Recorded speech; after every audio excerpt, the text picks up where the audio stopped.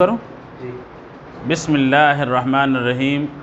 وصلی اللہ علی النبی الکریم وعلی آلہ وصحبہ اجمعین۔ اولاد اللہ کی بڑی نعمت ہے،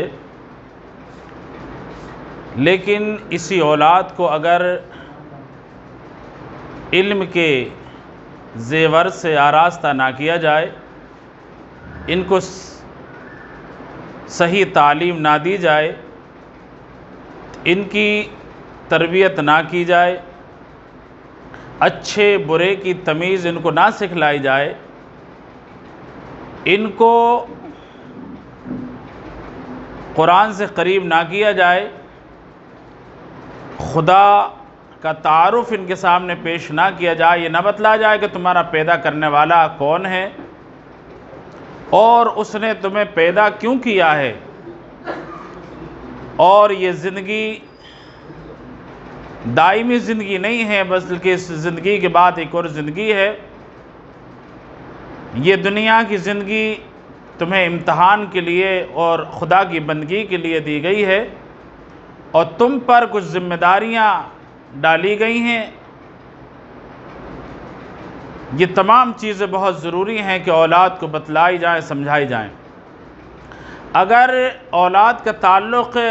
ان کے خالق سے نہ جوڑا گیا، اس کے حق بتلا کر ان کو اس اللہ کے حق کی ادائیگی کا جذبہ اور شوق ان کے اندر پیدا نہ کیا گیا، اور اس سے متعلق جو بندے ہیں اور اس کے رشتے ہیں اور خدا کی مخلوق ہے، ان کے مقام مرتبہ، ان کا احترام، انسانیت کا احترام، رشتوں کا ادب و احترام، اس کا پاس و لحاظ، اس کی ادائیگی، اس کی ضرورت کا احساس، یہ سب اگر خدا نخواستہ نہ کیا گیا، اس ذمہ داری کو نہیں نبھایا گیا اور منہ موڑ لیا اور لاپرواہی کی گئی، تو یہی اولاد جس کی پیدائش پر آپ جشن منا رہے ہیں، خوشیاں منا رہے ہیں، خدا کی قسم آپ کی آنکھوں کی کرکری بنے گی۔ جس کی ولادت پر آپ ہنس رہے تھے، یہی اولاد آپ کو خون کے آنسو رلائے گی۔ اس لیے بہت ضروری ہے کہ ہم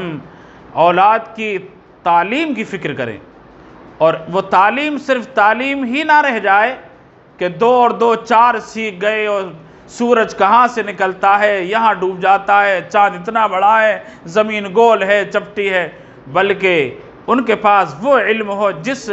علم سے وہ خدا تک پہنچنے والے بنے، ان کے اندر انسانیت کا احترام آئے، زندگی گزارنے کا صحیح سلیقہ اور مقصد ان کے اندر وہ پا جائیں۔ اس لیے ہم اپنے اس دارالعلوم علامہ عبدالحی حسنی ندوی میں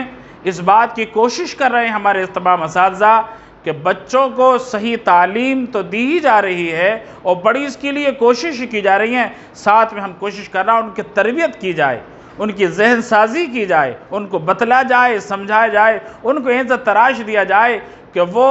آنے والے وقت میں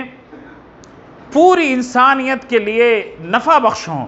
جہاں وہ اللہ کے بہترین بندے ہوں، ان کے اندر بندگی کا شوق و جذبہ ہو، وہیں ان کے اندر وہ ایسے جذبات ہوں اور ایسی خوبیاں ہوں، وہ اچھے بیٹے ہوں،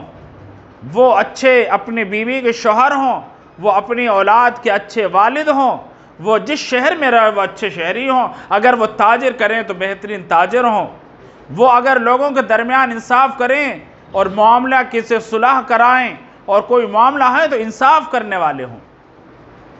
آپ اس میں ساتھ دیجئے اور دعا دیجئے اور اپنی دعاؤں میں یاد رکھیے اور مشورے دیجئے کہ ہم اس کام کو بہتر طریقے سے انجام دیں، اور اللہ تعالی ہماری اس معاملے میں مدد فرمائے۔ وآخر دعوانا الحمدللہ رب العالمین۔